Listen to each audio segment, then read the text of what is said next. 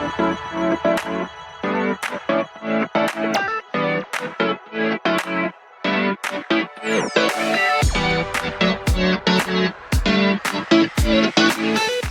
morning everyone, this is your cooking mommy Francie, and this time I'll be sharing with you my cookings again.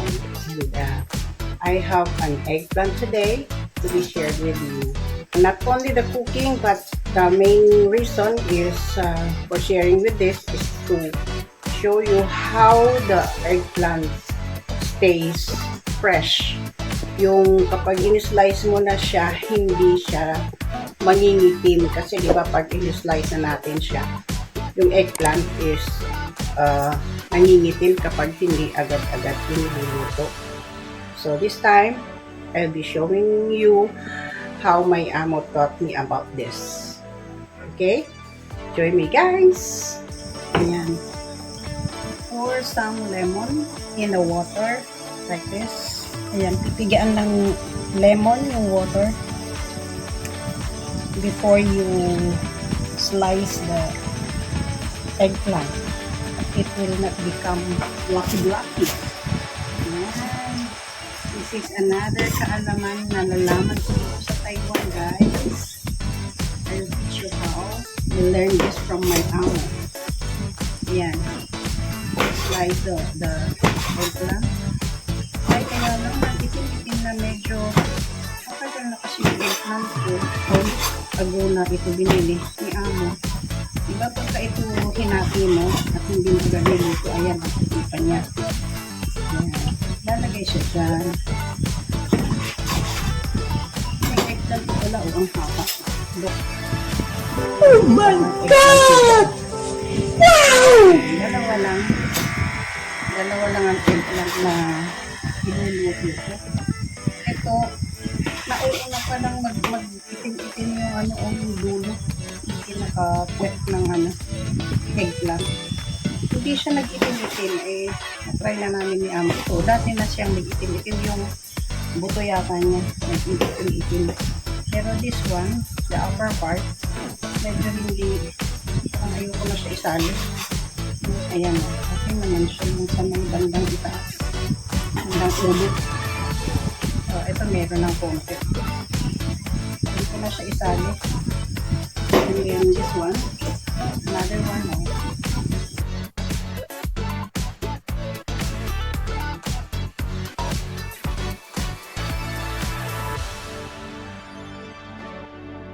Pero ito nagitim-itim na kasi isang linggo na siya.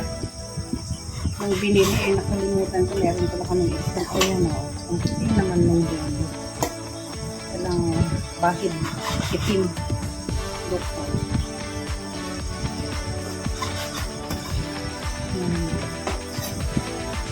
Sayang, hindi ko na iluto agad.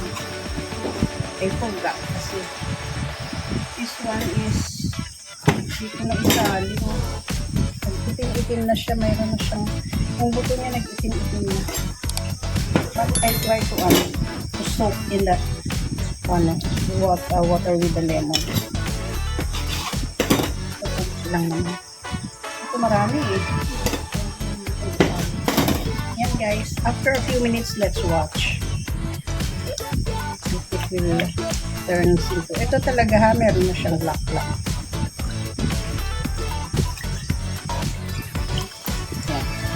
Let's wait. 2,000 years later. Okay guys, look at this. Oh, hindi siya nag-black. Ang puti-puti pa rin niya, diba? Pero ito, dati na siya talagang merong itim-itim. Yung niya, kasi medyo matagal na. So, pero yung mga upper part, talagang wala siyang black. Oh, diba? Ito dati na yan. Niya. Yan yung mga walang itim-itim talaga itong buto niya. Itong butong ito, dati na siya dahil medyo matagal na yung eggplant. 1 week ago na ito. Yan. Oh, after 20 minutes yan. 20-25 minutes yata. Di talaga siya nag-itim. So anyway, I'll be sharing with you na rin how am I going to cook this kasi hindi ko pa pala ito na i-share sa inyo itong pagluto ko na ito. So the ingredients lang is ground pork, here. And then, I'll be frying with minced garlic. Yan, nahiwa ko na. And ito, ang konti na lang. Kasi nangitim na siya eh. Since matagal na kasi, ayan yung dahon niya. Oh, itim na. Itim na talaga siya. So, pinili ko na lang yung medyo green-green. Ito nga, medyo merong black. So, konting-konti na lang mailalagay ko. Ano ito? Basil leaves yata ito. Look at the closer look na lang.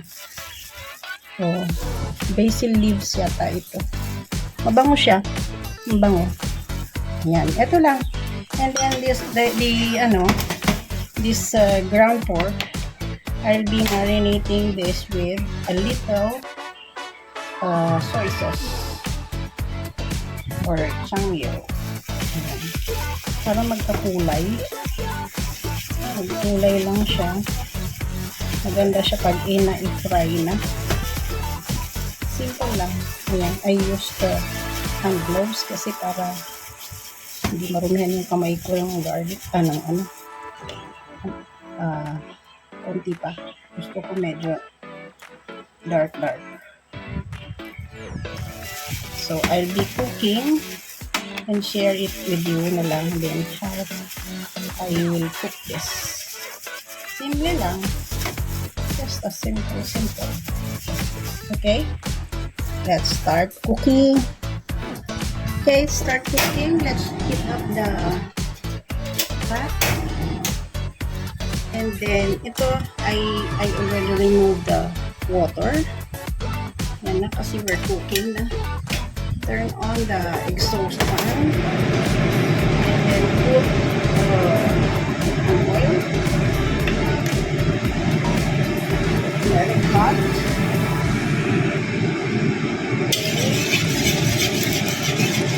Ang tip naman ni Amo sa akin, let the oil very hot para hindi manikit ang pork. So first, I'll be putting the pork for the garlic. Kasi masusunog si garlic. Or pwede rin naman right after ilagay si garlic. Pero mabilis kasi na masusunog si garlic. So ito na, mainit na siya. Ayan. Let's try it. So, i-brown it.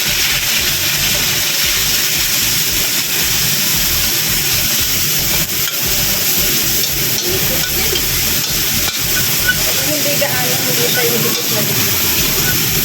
Kailangan siya magkakaluto. Then I put now the garlic. Add the garlic.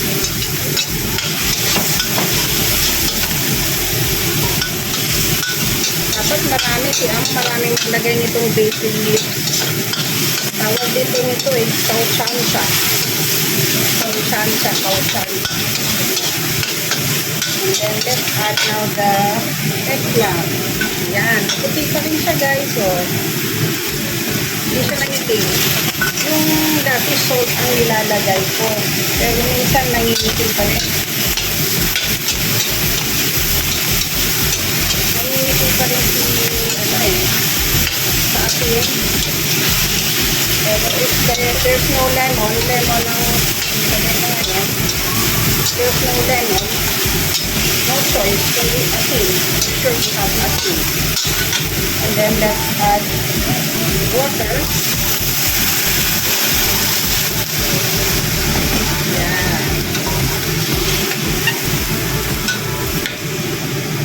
Yan naman itong luto. May share ako sa inyo dati. Ilalagyan naman ng ground pork.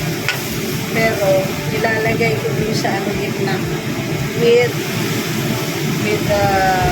egg naman yun.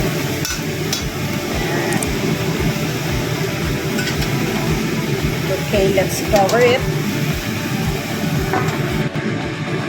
Okay, let's check it out. Malambot na siya. Yan, umuti pa rin siya. Medyo malambot na.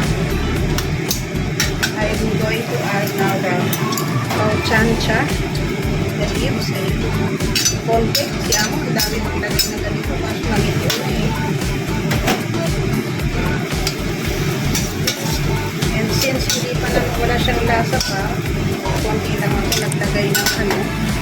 I'll be ng toyo, ng soy sauce. I'll be adding some salt.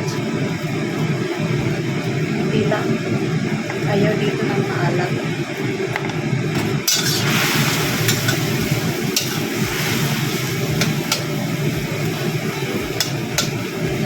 Yan. Ganda ng aking eggplant dish. Let's have a taste. Oh, sarap. Sakto lang ang alat niya. Yan na. Turn off the fire. Oh, that's my eggplant dish. Done. Put this in pan. Pwede rin siyang lagyan ng red chili. O pang sigang.